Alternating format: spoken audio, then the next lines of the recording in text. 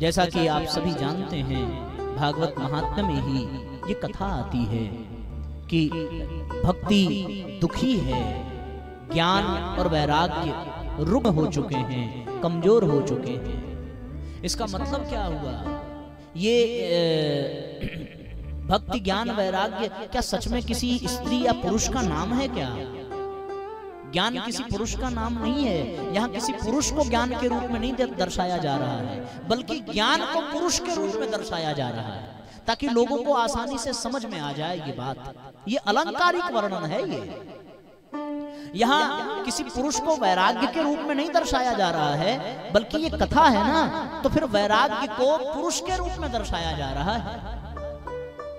यहाँ किसी स्त्री को भक्ति कहकर के संबोधित नहीं किया जा रहा है, बल्कि भक्ति को ही स्त्री के रूप में दिखाया जा रहा है, ताकि हमारे मस्तिष्क में एक चलचित्र बन जाए कि हाँ, ज्ञान एक ऐसा था, एक वैराग्य नाम का व्यक्ति था और एक भक्ति नाम की स्त्री थी। उससे हम अपने मन को थोड़ा जोड़ लेते हैं, थोड़ा समझना आसान हो जाता है। ज्ञान वैराग्य और भक्ति का पर्सोनिफिकेशन यहाँ भगवान कथा में भगवान वेदव्यास जी ने कर दिया। पर वास्तव में ज्ञान कोई पुरुष का वर्णन नहीं है, वैराग्य किसी पुरुष का नाम नहीं है, भक्ति किसी स्त्री का नाम नहीं है। भक्ति तो भाव है, ज्ञान तो चेतना का प्रकाश है, वैराग्य तो जीवन का धर्म है।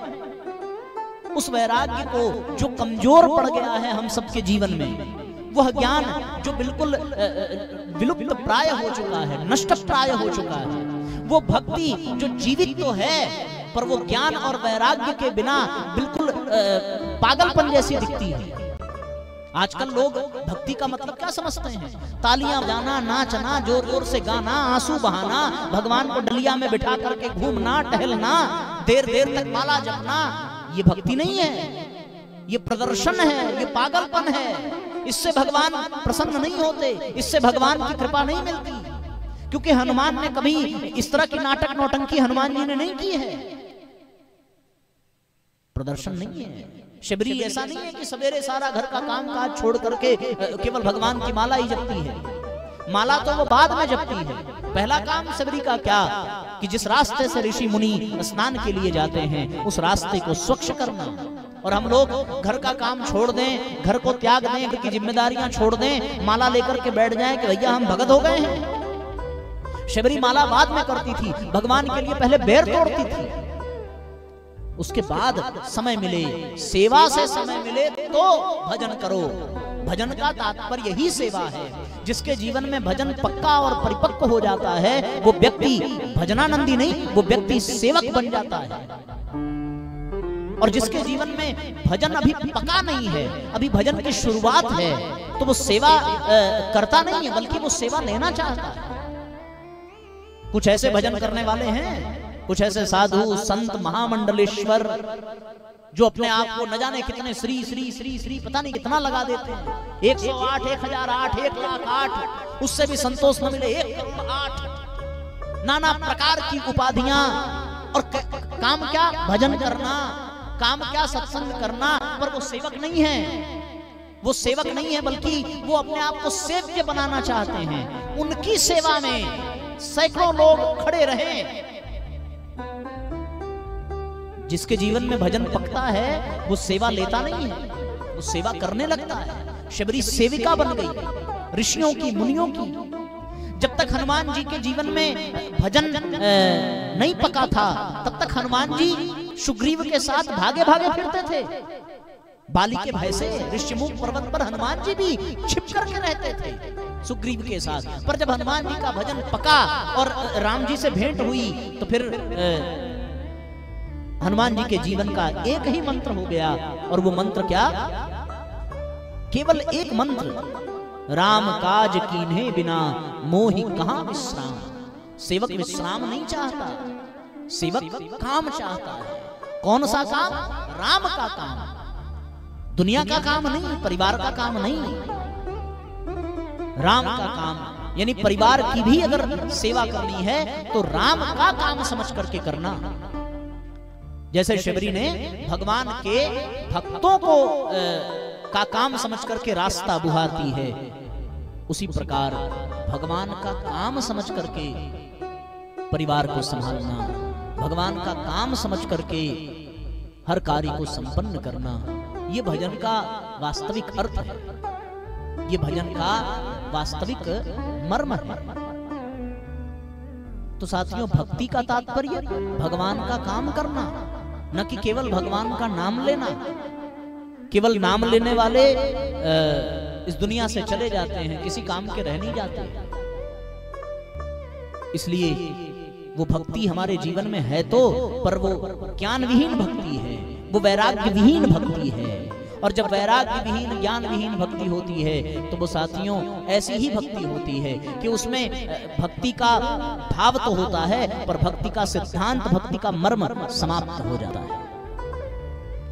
देवर्षि नारद जो भौतिकता से बहुत ऊपर उठ चुके हैं, जो पूर्ण रूपेण आध्यात्मिक बन चुके हैं, जो भगवान की कृपा को समझ चुके हैं कि भगवान जिन पर कृपा करते हैं उनके जीवन में संसार को बढ़ने नहीं देते, उनके जीवन में भक्ति को बढ़ने देते हैं, ज्ञान और वैराग्य को बढ़ने देते हैं। ये भगवान की कृपा का प्रमाण है।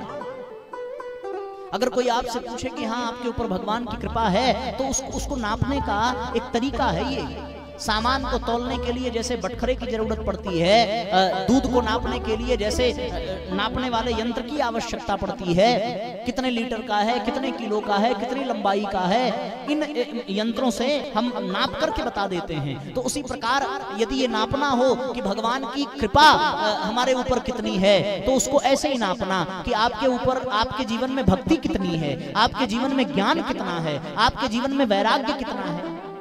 जितना ज्ञान, वैराग्य और भक्ति आपके जीवन में हो, उतनी भगवान की कृपा हमारे जीवन में मिलती है। इसमें कोई दो राय नहीं है। ज्ञान, वैराग्य और भक्ति। भक्ति का मतलब भगवान की सेवा, भगवान के काम में लग जाना। ज्ञान का मतलब अपने जीवन के समस्याओं के समाधान को ढूंढने की समर्थता और दूसरों के भी समस्याओं के समाधान को ढूंढने की पात्रता, इसको ज्ञान कहते हैं। ज्ञान प्रकाश है, ज्ञान उजाला है, ज्ञान समस्याओं का समाधान है और भक्ति समाधान का आनंद है। वैराग्य क्या है? वैराग्य समस्याओं को रोकने की दीवार है। वैराग्य से समस्याएं रुकती हैं, ज्ञान से समस्याओं का समाधान होता है और भक्ति से समाधान का आनंद मिलता है। ये साथियों विशेषता है। जिसके जीवन में वैराग्य हो उसके जीवन में समस्या आ ही नहीं सकती। भला कृष्ण भगवान के जीवन में कोई समस्या देखने को मिलती है क्या? भगवान के भाव से देखते हैं तो कोई समस्या देखने को नहीं मिलती, पर संसार के भाव से देखें तो लगेगा कि कृष्ण के समान अभागा इस संसार में दूसरा कोई है नहीं। भगवान राम के जीवन को देखा जाए तो ऐसा लगेगा कि भगवान राम से बड़ा प्रारब्ध भोगने वाला इस संसार में दूसरा कोई नहीं है। जिनके अपने माँ बाप ने 14 वर्ष के लिए वन भेज दिया, जिनकी पत्नी गर्भवती है और उनको पत्नी से अलग होना पड़ा, ये किसी सामान्य दृष्टि से देखा जाए तो लगेगा कि इनके जीवन में तो बड़ा कष्ट है, बड़ी परेशानी है। भगवान कृष्ण के जीवन में झांक करके देखा जाए, जन्म लिया नहीं कि मामा ही दौड़ पड़े मारने के लिए। 6 दिन के केवल हुए तो पूतना मौसी आ गई हत्या करने के लिए।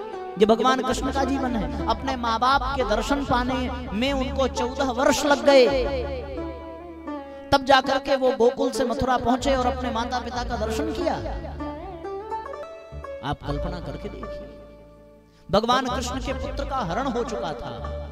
पुत्र का जन्म लेते ही पुत्र का हरण हो गया, किडनैप कर लिया था शम्रासुर ने। सो उनको कैसे आनंद मिलता, आप कल्पना करके देखिए। उनके जीवन में भी बड़ा कष्ट था, उनके जीवन में भी बड़ी परेशानियां थी, लेकिन फिर भी भगवान कृष्ण के जीवन में केवल और केवल प्रसन्नता, केवल और केवल मुस्कुराहट, केवल और केवल आनंद के सिवा और कुछ देखने को नहीं मिलता। कारण क्या है? कारण ये है कि उनके जीवन में आसक्ति नहीं है, उनके जीवन में वैराग्य है।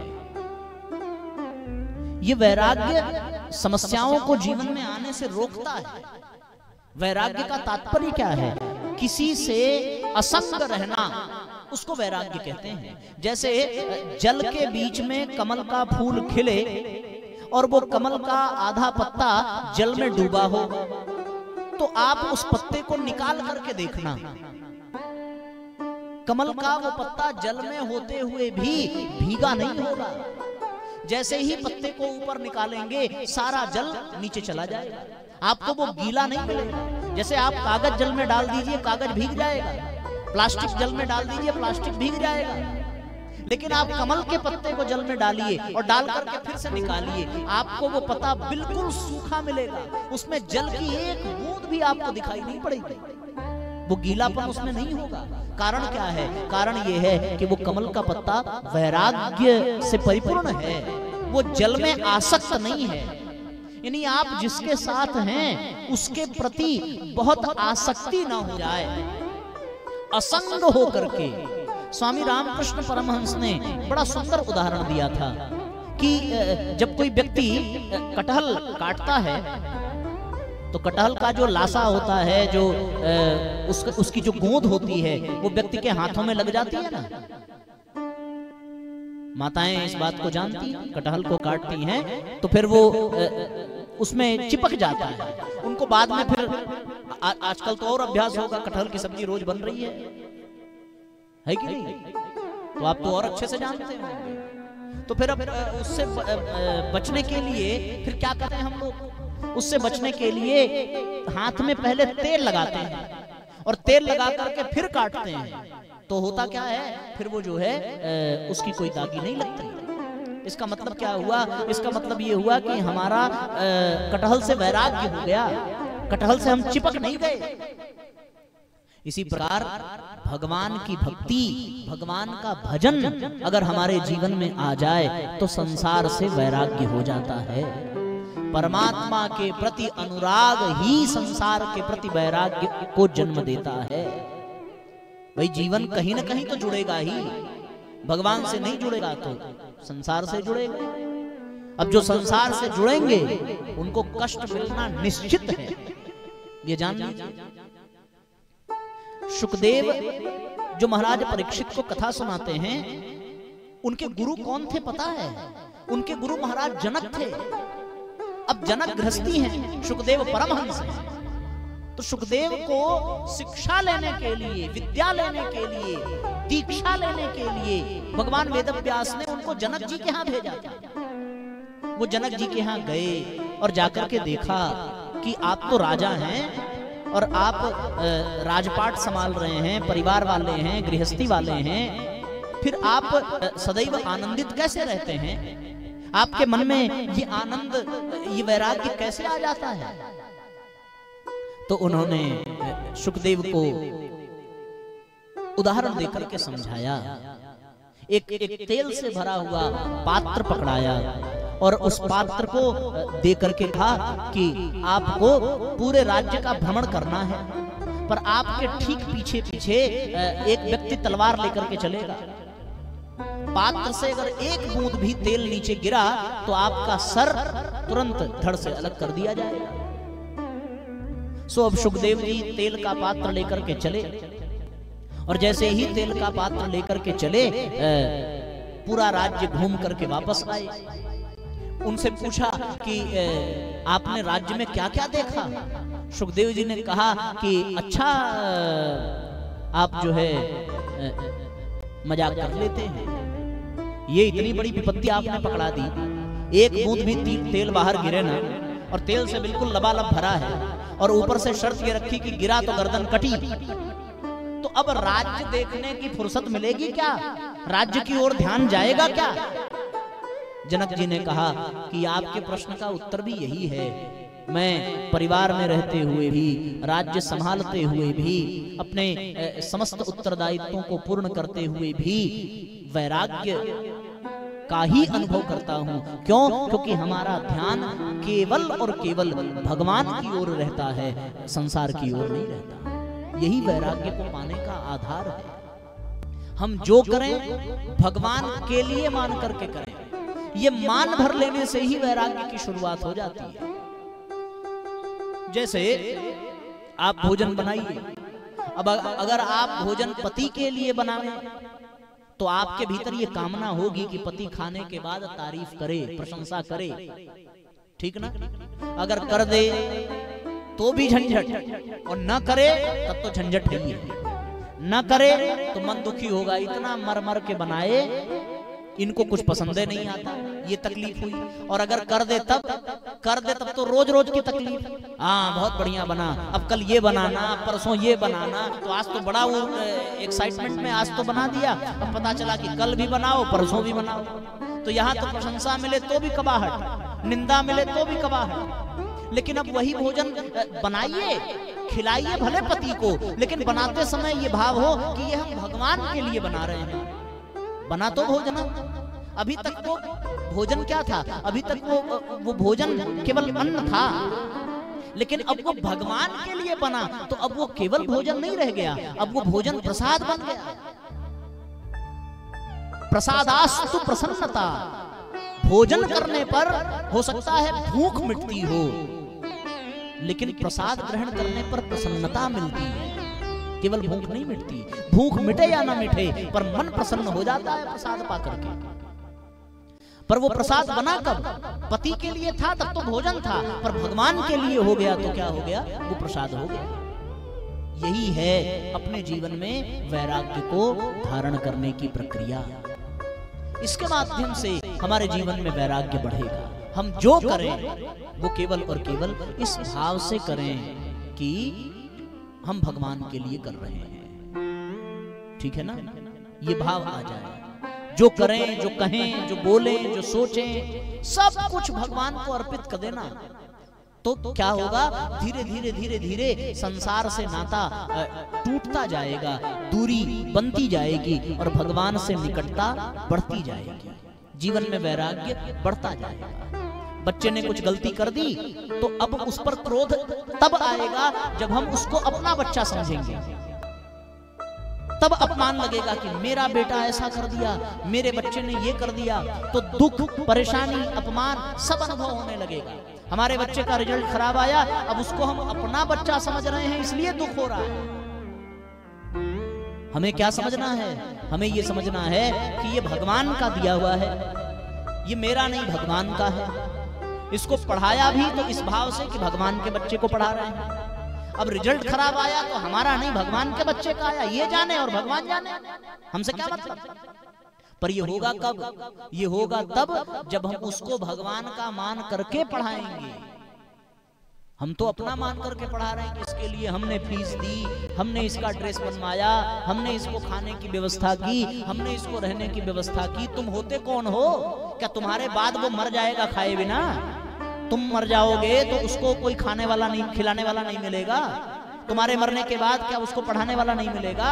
क्या जिनके माँ बाप मर गए उनके बच्चों को आज तक भोजन नहीं मिला, उनके बच्चों को शिक्षा दीक्षा नहीं मिली, उनके बच्चों का जीवन नहीं चल रहा है? ये हमारी मंद बुद्धि है, ये हमारी मूर्खता है कि हमें लग रहा है कि हम उसको खिला रहे हैं, हम उसको पिला रहे हैं, हम उसको कमा के दे रहे हैं। अरे हम तो माध्यम हैं, उसको खिलाने वाला तू कौन, उसको कमा के देने वाला तू कौन? जिसने उसे बनाया वही खिला रहा है, और जिसने उसे भेजा वही उसका ध्यान रख रहा है।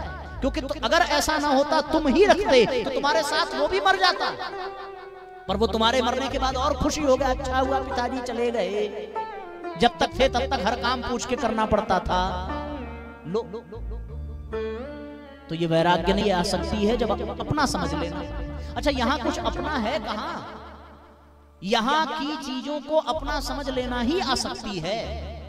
अपना समझने के बजाय भगवान का समझ लेना ही वैराग्य है। पर यह बात केवल मुंह से नहीं, ये बात हृदय से जीवन में होनी चाहिए कि हाँ, ये हमारा नहीं, ये भगवान का है। इसका अभ्यास करना पड़ेगा। हर चीज आप इसको रखिए और रख करके इसको देखिए और देख करके उस पर ध्यान केंद्रित करिए। जो चीज आपको बहुत अच्छी लगती हो, जो चीज आपको बहुत प्रिय लगती हो, उस चीज को देख करके यही भाव करिए कि ये हमारा नहीं, ये भगवान का है। भगवान जब चाहेंगे तब इससे छीन लेंगे। मोबाइल बहुत पसंद आता है, पर हम चाहते नहीं, फिर भी वो गिर करके टूट जाता है। अब आज तक जिस मोबाइल को हम बिना उसके एक पल भी बिता नहीं पाते थे, कोई मांग लेता था तो ऐसा लगता था कि किडनी मांग लिया। तकिए के नीचे रख करके सोते हैं, जेब में लेकर के टहलते हैं, एक पल के लिए भी दूर नहीं किया, पर वही मोबाइल गिर गया। अब वो प्रेम उस मोबाइल में रह गया क्या? सोचो जरा, अब वो प्रेम नहीं रह गया। अब जब नई वाली आई मोबाइल तो उसमें वो प्रेम हो गया। इसका मतलब क्या हुआ? इसका मतलब अगर ये वास्तव में अपना था तो फिर ये अपने से दूर नहीं जाना चाहिए था, क्योंकि जो अपना होगा वो दूर कहां जाएगा? ये सिद्धांत तो हम सब लोग जानते ही हैं। अगर वो दूर गया, अगर वो हमसे अलग हुआ, अगर हमसे विमुख हुआ, अगर उसके प्रति भाव बदला और दूसरा अच्छा लगने लगा, तो इसका मतलब ये हुआ कि वो हमारा नहीं था। फिर वो था किसका? केवल और केवल भगवान का था, क्योंकि सारी दुनिया ही भगवान की है। कहते हैं साहब कि हर मनुष्य का शरीर 5 तत्वों से मिलकर के बनता है, ठीक है ना? कितने लोगों से मिलकर के बनता है? 5 तत्वों से। जल से बनके, वायु से बनेगा, अग्नि से बनेगा, अंतरिक्ष से बनेगा, मिट्टी से बनेगा। अब इस बात को आप ऐसे समझो कि आपको बनानी है खिचड़ी, दाल दिया पड़ोसी ने, चावल दिया पड़ोसी ने, आपने खिचड़ी पकने के लिए रख दी, तो अब आप बताओ वो खिचड़ी हुई किसकी? सोचो जरा। खिचड़ी में दाल पड़ोसी का, खिचड़ी में चावल भी पड़ोसी का। आपने केवल उसको पकाया, क्या आपका पूर्ण अधिकार है उस खिचड़ी पर? जिसने दाल चावल दिया उसका कोई अधिकार नहीं। आप केवल पका रहे हैं, तो आपका पूरा अधिकार तो नहीं है। उसका भी तो अधिकार है जिसने दाल दिया, जिसने चावल दिया। उसी प्रकार बच्चा अवश्य हमने पैदा किया, परिवार अवश्य हमारा अपना है, लेकिन वो परिवार बना किससे? वो परिवार इन्हीं 5 तत्वों से बना, जल से, अग्नि से, अंतरिक्ष से, मिट्टी से। इसके अतिरिक्त और किससे बना? और ये जो जल है, ये जो अग्नि है, ये जो मिट्टी है, ये जो अंतरिक्ष है, जिनसे शरीर का निर्माण हुआ, ये सब है किसका? अग्नि हमने बनाया, जल हमने बनाया क्या? मिट्टी हमने बनाई क्या? ये सब बनाया भगवान ने, और बना करके हमें मिला करके दे दिया। हमें तो केवल पकाना था। माँ ने गर्भ में रख करके उस 5 तत्व के मिले हुए पुलिंदे को पकाया और पका करके जन्म दे दिया। तो इसका मतलब ये नहीं हुआ कि आपका पूरा अधिकार उसके ऊपर हो गया। अरे जिसका तत्व उसमें लगा है उसका भी तो अधिकार है ना। अब ये गलती हमारी हो जाती है कि हम उसको पूरा पूरा अपना ही समझ लेते हैं। दिक्कत यही है, इसीलिए जीवन में आसक्ति है। तो जब सब कुछ हमारा है ही नहीं, हाँ हमने पकाया है तो थोड़ा सा अधिकार, थोड़ा सा खाने को मिल जाएगा। तो अब बच्चा है तो उसके बचपन की हंसी ठिठोली, उसका मनोरंजन, इतना तो हमको मिला ही। अब उससे ज्यादा की कामना कर ली तो फंस जाएंगे। जितना मिल जाए उतना पर्याप्त है। यही है संसार की आसक्ति से बचने का सबसे उत्तम उपाय, सबसे श्रेष्ठतम उपाय। दूसरा और कोई उपाय नहीं। इसलिए साथियों, जीवन में ये करने की आवश्यकता है, इसका अभ्यास करने की आवश्यकता है। और जब ये भाव, ये ज्ञान जब प्राप्त हो जाएगा तो अपने आप ये वैराग्य हमारे भीतर जगने लगेगा। और जैसे जैसे वैराग्य जगेगा वैसे वैसे भगवान के प्रति अनुराग बढ़ेगा। ये निश्चित है। बस ये ज्ञान जीवन में उतर जाए। अब इस ज्ञान को बढ़ाने की आवश्यकता है। कोई भी ज्ञान बढ़ता तभी है जब उसका हम अभ्यास करते हैं, जब उसको हम अपने आचरण में उतारते हैं, तभी उस ज्ञान का हमें लाभ मिलता है। और उस ज्ञान से ही वैराग्य बढ़ेगा। और जब वैराग्य बढ़ेगा तो अपने आप भगवान में हमारी भक्ति बढ़ती चली जाएगी। अपने आप ये भक्ति बढ़ती चली जाएगी। नारद जी का संकल्प